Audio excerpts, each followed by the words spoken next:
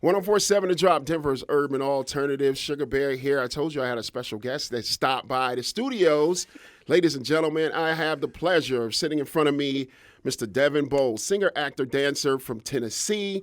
There's something special that he's a part of. But first of all, welcome to Denver, my brother. How y'all doing? Man, what's up? Thank you for being here. Thank you for having me. I'm excited. It's going to be great. Tell the people a little bit about you, because I know I have your resume, how you've done all of these stage plays, and all of your background is extensive. But for the people out there listening who've never met you before, who are you? Oh, man, I know, right? I'm a young boy from Tennessee. I love Born it. and raised. Theater, singing, acting, dance. It's just been something that's been part of my life that has stretched me, and I love it. It gives me fulfillment. It satisfies me artistically. It allows me to build a community. I love what I do. I'm in this blessed opportunity with this show, and man of God, trying to keep going. I want to talk about that real quick because I did follow your social media page, and your faith is a big part of who you are.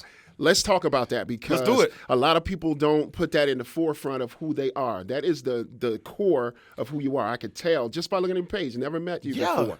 Talk about how important that is as your journey continues, as you go through everything you're going through. Well, man, it's simple as this. There's been so many experiences in my life that have occurred that has not been in my own work. Come on now. And I mean, like, take this for example. I would not be here with my own hands. There's nothing I could have done, said, written, sang that has placed me in this position. I think when you start there, and just the faith that my family, my mom, my dad, I mean, those are my rocks. They've instilled in me. And then growing up and being a young man and going through trials and tribulations and then coming out on the other side greater. Yes. Those are just testimonies that you have the ability to share. Yeah. And then if you're smart enough and you take time to self-acknowledge, you can bring that to your artistry. Yes. And what makes you a great artist is the vulnerability that people can see in you. You know, when you on stage and people can see themselves going through whatever that character may be going through, that's what makes great art. You know, that's what makes roles so dominant and prevalent. And that's just it's part of my artistry, man. My faith and my hope, and wouldn't be here without them. I really wouldn't. I love that, man, that you wear that on the outside of who you are, but it is a big part of internally who you are, and that shines through. So I just want to tell you that. I appreciate that. No, that's great. Okay, now, how did you get into this world of theater? Like, was it young? Was it high school? Were you a kid? How did this happen? So, I mean, I was a football kid growing up. Okay. Brother played Division I. My uncles played college, pro. My dad played college. So football was that thing to do. And then middle school came. I was in all-state choir in my high school. We had this choir competition in Tennessee and got to sing in choir a lot. Then that slowly transitioned into doing the school musicals. Then that slowly transitioned into stop playing sports. And then that gave me the indicator. I was like, wow, I want to pursue this. Go to college, study theater, study music. I ended up booking a show in D.C. and right after graduation. And that show in D.C. gave me the indicator. I was like, you know what? We gotta go to New York. Mm-hmm. We have to. We gotta go to New York. We gotta grow this craft. We gotta be in that community. I'd say it started in middle school. I've always been singing. My family grew me up on Luther Vandross and the Temptations and Anita Baker and all those people. So like R&B was always in the home, and it just kind of transitioned to theater. And so I love bringing that sizzle, that R&B sizzle to the contemporary works of musical theater. I love that. Did you grow up like I did, more than likely, where you had music on while you're cleaning up the house? Yeah, almost definitely. You know Waking what I mean? up Saturday morning. And, I mean, you had to have it, right? Oh yeah, it's part of the routine. I love that. Okay, so tell us about your first big break. I know you mentioned something about where when you got a call, you moved to. What was your very first big break? Where you like, wow? It's a complicated question because I've always considered myself, every show I do is a big break for me. Every opportunity is exposing me to like more wisdom, more knowledge than the last one. I will say just this role in this show has been the biggest responsibility for me artistically, but also have been the most fulfilling. I love this role. I love this show. But before this, I was in New York doing Kinky Boots with Cyndi Lauper. Oh, very cool. And Jerry Mitchell and this iconic creative team. And at that time, that was the big break. You know what I'm saying? So everything, I think every show, every gig, every contract, every milestone has its own big break essence to it. Yeah. And I just want to keep going, you know? I love that. The musical theater family community, you used the word earlier, is very tight knit, right? Very tight-knit. You guys are like very. I mean, from whatever stage play to stage play, you guys know each other. You support each other, and it becomes more and more shocking every show. Every show I had an opportunity to do, I'm like, oh my God, you knew them, you worked with her, you choreographed that group, you directed them. You're right. You music directed her. It's such a small community. Even in the film and TV world, you'll see, people in the Broadway community make the leap to film and TV, and then film and TV coming back. You take Don Cheadle, Denzel Washington, Viola They Davis. all come from that world. They all come from that live right. stage experience.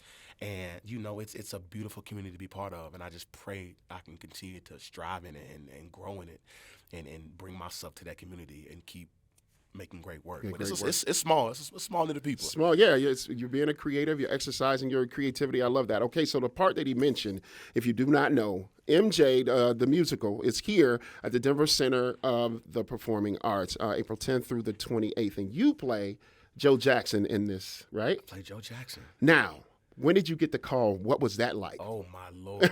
What happened? It was, I'll never forget that day. Now, granted, debrief, I was obsessed with this show before I booked it. Okay.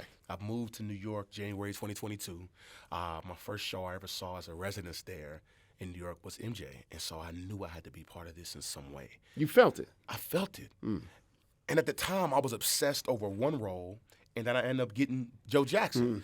And so... Which is a major role. It's a big part. I think I also play Rob. So it's one of those Hamilton-esque shows where, the actor plays multiple roles. Gotcha. I play Rob, who is in the story that we've built, is MJ's director, manager, kind of his right-hand man, as you would say, and then also Joe Jackson.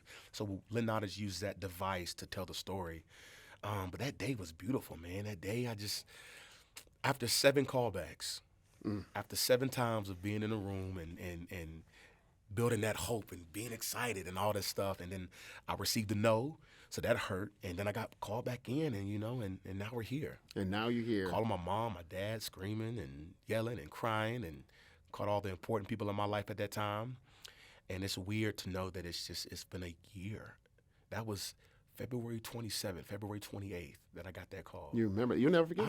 I'll never forget that day. And because now, I knew at that day, at that moment, I knew that I was going to be put in a position of one responsibility, but also artistic fulfillment, and I knew that I wanted. That's a challenge I wanted to take on. Artistic fulfillment. Yeah. I love that. And now full circle, talking about your faith and that moment, you where you are, you having the faith to be, and say, if this is for me, Lord, then let it be. If it's for me, and one of the hardest lessons we have to learn as artists is that sometimes the things that you want may not be the best things that God has for you.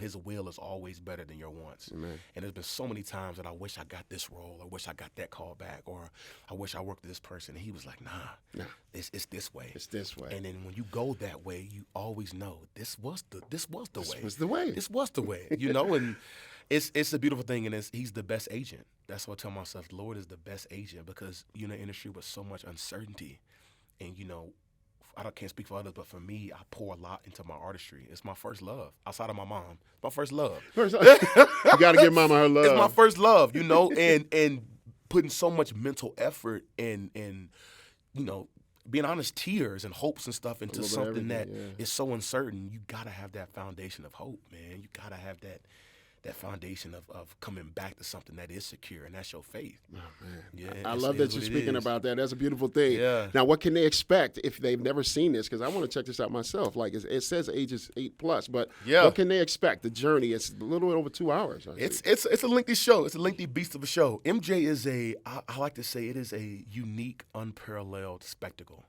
You're going to see the iconic choreo. You're going to see the iconic vocals. You're going to come and see a tremendous set, tremendous lights. It's something that, I would say I haven't seen on Broadway.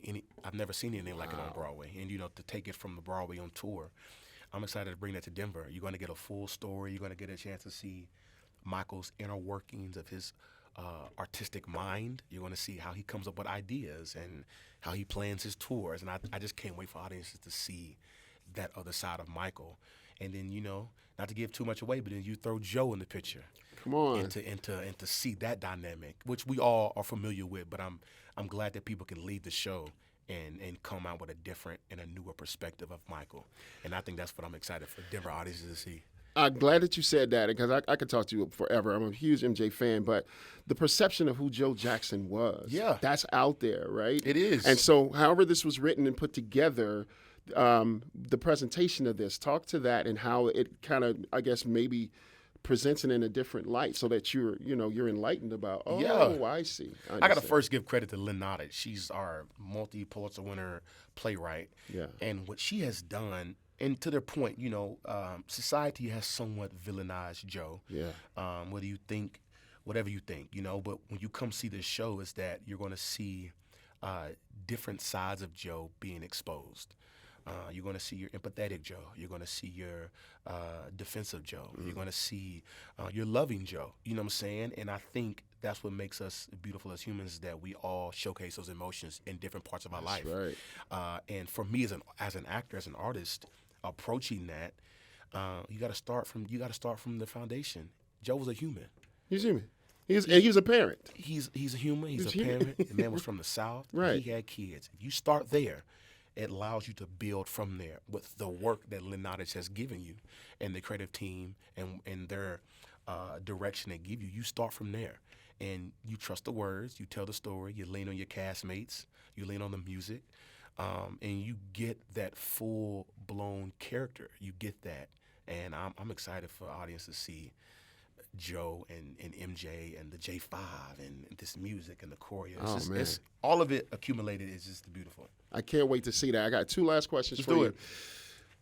I've understood that from a musical standpoint, or musical theater, that each show is different. Mm-hmm. Each one is completely different because, you know your lines, you know what you're supposed to do, you hit your marks on and so forth. Talk to that a little bit for anyone out there, our youth out there, or anyone who wants to get into this world. Every show is different. Every show is its own entire beast.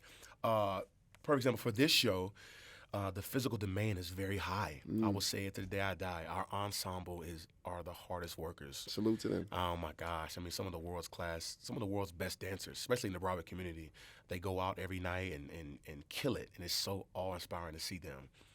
You take MJ, it's a very physical, demanding show, vocally as well.